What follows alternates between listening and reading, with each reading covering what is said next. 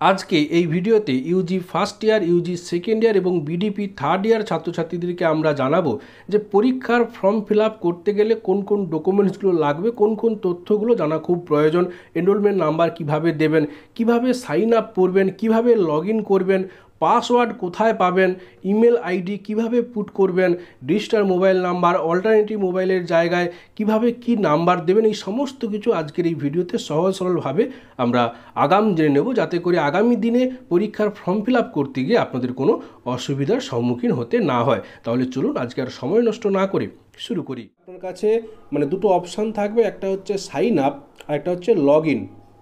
আপনারা কিন্তু প্রথমে লগ ইন করতে পারবেন না, আপনাকে প্রথমে সাইন আপ করতে হবে।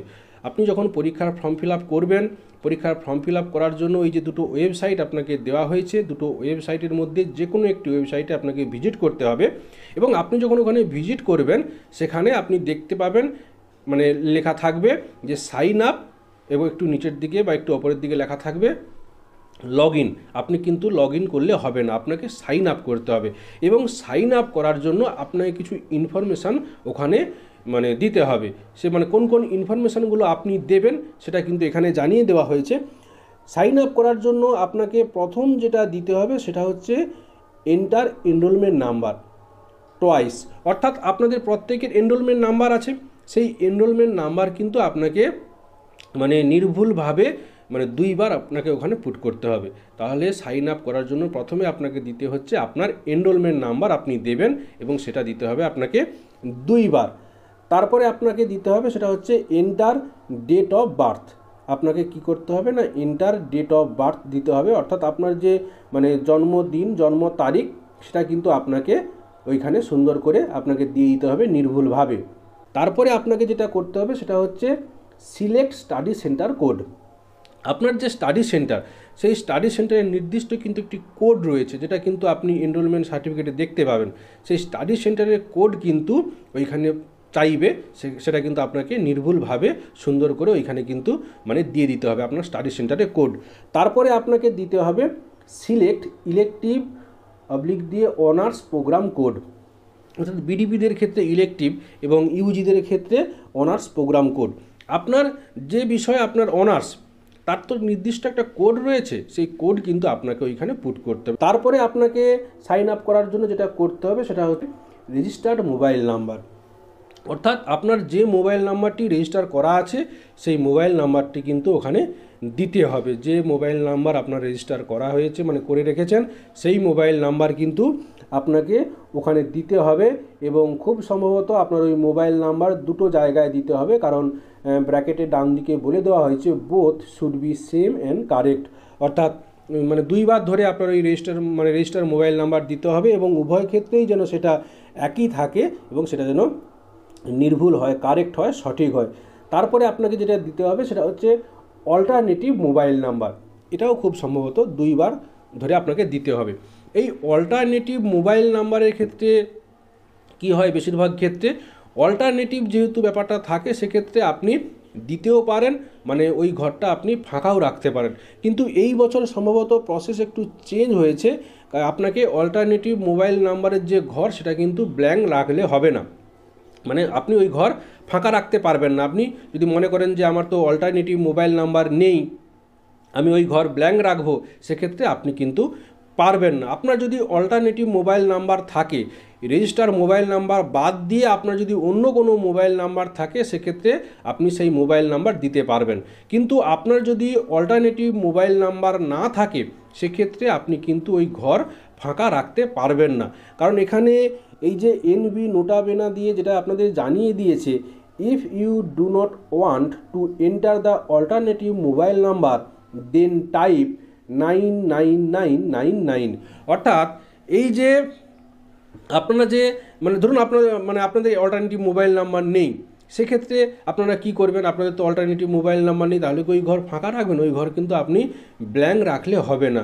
ওইখানে আপনাকে 5 বার 9 পুট করতে হবে, তাহলেই কিন্তু আপনার ফর্ম ফিল আপটা সঠিক পদ্ধতিতে এগোবে। এবং আপনি যদি 5 বার 9 পুট করে দেন, সেক্ষেত্রে ওইটার মানে দাঁড়াবে নো নিড।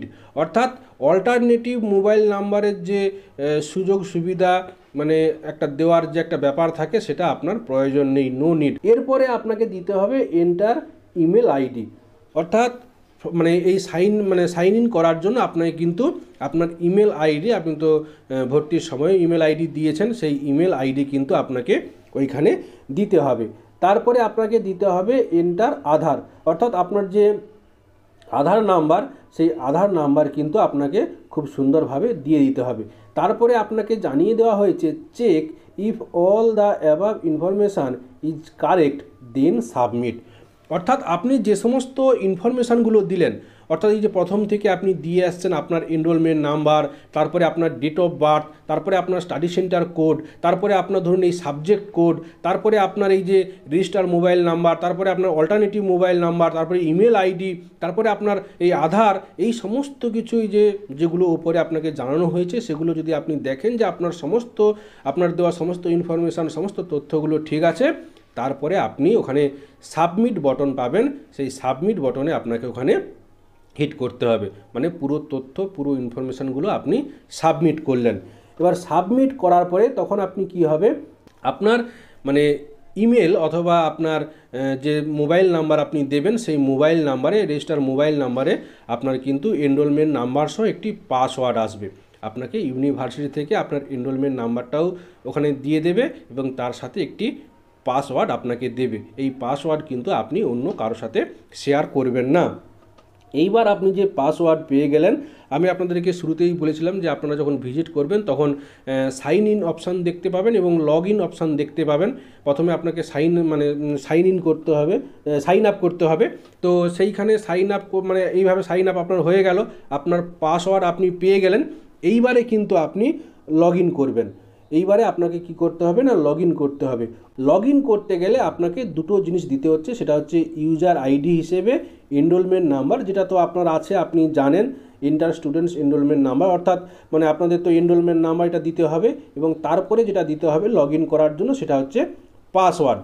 এবং পাসওয়ার্ড আপনি তো মানে এতক্ষণ ধরে সাইন আপ করে তো আপনি পাসওয়ার্ড তো ইউনিভার্সিটি থেকে পেলেন, আপনার মোবাইল নাম্বার যে পাসওয়ার্ড এলো, ওই পাসওয়ার্ড কিন্তু এবার আপনার মানে লগ ইন করার জন্য লেগে যাবে। তাহলে লগ ইন করার জন্য আপনার যেটা লাগছে এনরোলমেন্ট নাম্বার, যেটা আপনি অনেক আগে থেকেই জানেন, এবং এই যে পাসওয়ার্ড, যেটা এতক্ষণ ধরে কাঠখড় পুড়িয়ে আপনারা পাবেন, সেই পাসওয়ার্ড এবং এনরোলমেন্ট নাম্বার দিয়ে কিন্তু লগ ইন করতে হবে। আমি কিন্তু বারবার মানে কিছু কথা রিপিট করছি, আমি খুব মানে গদা বাংলায় আপনাদেরকে খুব ক্যাজুয়ালি ব্যাপারটা বোঝানোর চেষ্টা করছি, যাতে আপনাদের কিন্তু মানে পুরো ব্যাপারটা ঘরোয়াভাবে মনে হয় এবং বুঝতে একটু সুবিধে হয়। এই কারণেই কিন্তু আমি অনেকটা সময় নিয়ে বা কিছু কথা আমি কিন্তু মানে বারবার ধরে বলছি। তারপরে আপনাদের জানানো হয়েছে to submit filled in examination form, check the subject or programme or paper or course আর tick before the submission of examination form, অর্থাৎ এবারে আপনি ওইখানে লগ ইন করলে আপনার যে সমস্ত পেপার, যে সমস্ত সাবজেক্টগুলো আপনি পরীক্ষা দেবেন, সেগুলো ওখানে শো করবে এবং প্রত্যেকটার পাশে আপনি বক্স দেখতে পাবেন, সেই বক্সে কিন্তু আপনাকে টিক দিতে হবে। তারপরে এখানে জানিয়ে দেওয়া হয়েছে, আপনি ধরুন মানে যখন ওখানে লগ ইন করলেন তখন দেখতে পেলেন আপনার 6টা পেপার শো করছে বা 8টা পেপার শো করছে, যতগুলোই পেপার শো করছে, আপনার ওখানে যতগুলো পেপার শো করছে, আপনার যদি মনে হয় আপনি সমস্ত পেপার পরীক্ষা দেবেন, সেক্ষেত্রে একটা টিক না দিয়ে আপনি ওখানে সিলেক্ট অল বলে একটি অপশান পাবেন। সেক্ষেত্রে আপনি সিলেক্ট অলে কিন্তু টিক দিলে আপনার প্রত্যেকটা পেপার কিন্তু সিলেক্ট হয়ে যাবে। যদি কোনো ক্ষেত্রে আপনাদের মনে হয় যে একটা দুটো পেপার আপনি দেবেন না, সেক্ষেত্রে সিলেক্ট অল না করে আপনি যেগুলো দেবেন সেগুলো ডান দিকে আপনি টিক দেবেন, যেগুলো পরীক্ষা দেবেন না সেগুলো আপনার টিক দেওয়ার দরকার নেই, এবং আপনি ওই দুটো পেপার যখন পরীক্ষা দেবেন না, যেগুলো টিক দেননি, সেই হিসাবে কিন্তু আপনার ফর্ম ফিল আপের টাকাটা কাটবে।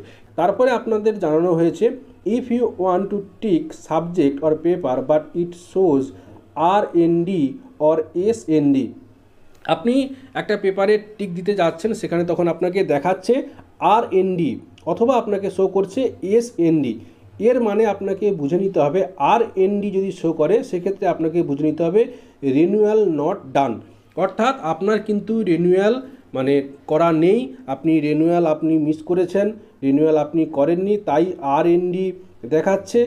বা যদি কারো দেখায় যে SND অর্থাৎ স্টুডেন্টশিপ নট ডান, যদি দেখায় যে SND স্টুডেন্টশিপ নট ডান, অর্থাৎ সেক্ষেত্রে কিন্তু আপনি মানে ইউ ক্যান নট অ্যাপিয়ার, অর্থাৎ আপনি কিন্তু অংশগ্রহণ করতে পারবেন না। তারপরে আপনাদের জানানো হয়েছে check carefully to the required subject or programme or paper or course আর টু বি কারেক্টলি টিকড, অর্থাৎ খুব সুন্দরভাবে আপনি চেক করে নিন, খুব সুন্দরভাবে যত্ন সহকারে আপনি দেখে নিন আপনার সমস্ত পেপারগুলোতে টিক পড়েছে কিনা। তারপরে আপনাদেরকে জানানো হয়েছে সাবমিট ইফ ওকে, যদি দেখেন যে সমস্ত কিছু ওকে আছে, সমস্ত কিছু ঠিকঠাক আছে, সেক্ষেত্রে আপনি আবার সাবমিট আপনি অপশান পাবেন, আপনি কিন্তু সাবমিট করে দেবেন। এবং একবার যদি আপনি সাবমিট করে ফেলেন সেক্ষেত্রে কিন্তু কোনোভাবেই আপনি আর কোনো কিছু পরিবর্তন করতে পারবেন না। অর্থাৎ সাবমিট করার আগে আপনাকে মানে খুব ভালোভাবে দেখে নিতে হবে যে আপনার সমস্ত কিছু ঠিক রয়েছে কিনা, সমস্ত কিছু একেবারে মানে যথোপযুক্ত রয়েছে কিনা, সেটা কিন্তু আপনাকে একটু ঠান্ডা মাথায় মানে সময় দিয়ে কিন্তু একটু দেখে নিতে হবে। একবার যদি আপনি সাবমিট করে ফেলেন তারপরে কিন্তু কোনো কিছুই আপনি পরিবর্তন করতে পারবেন না। এইভাবে আপনাদের কিন্তু মানে ফর্ম ফিল আপের স্টেপগুলো ফলো করতে হবে। এবং এরপরে আসবে পেমেন্ট আপনারা কিভাবে করবেন। এই পেমেন্ট আপনারা কিভাবে করবেন সেটা এর পরবর্তী ভিডিওতে আমি আপনাদেরকে জানিয়ে দেব, তার জন্য অবশ্যই এই চ্যানেলে যুক্ত থাকবেন। এই ছিল আজকের ভিডিওটি যদি ভালো লাগে অবশ্যই লাইক করবেন, কমেন্ট করবেন এবং বন্ধু বান্ধবীদের সাথে শেয়ার করবেন। আপনাদের পরীক্ষার ফর্ম ফিল আপ যখন শুরু হবে অবশ্যই এই চ্যানেল থেকে আপনাদের স্টেপ বাই স্টেপ লাইভ দেখিয়ে দেওয়া হবে, তার জন্য এই ছোট্ট চ্যানেলটির সাথে যুক্ত থাকবেন। আজকে এখানেই শেষ করছি। আপনারা প্রত্যেকে ভালো থাকুন, সুস্থ থাকুন, আপনাদের প্রত্যেকের সুস্থতা কামনা করি। ধন্যবাদ।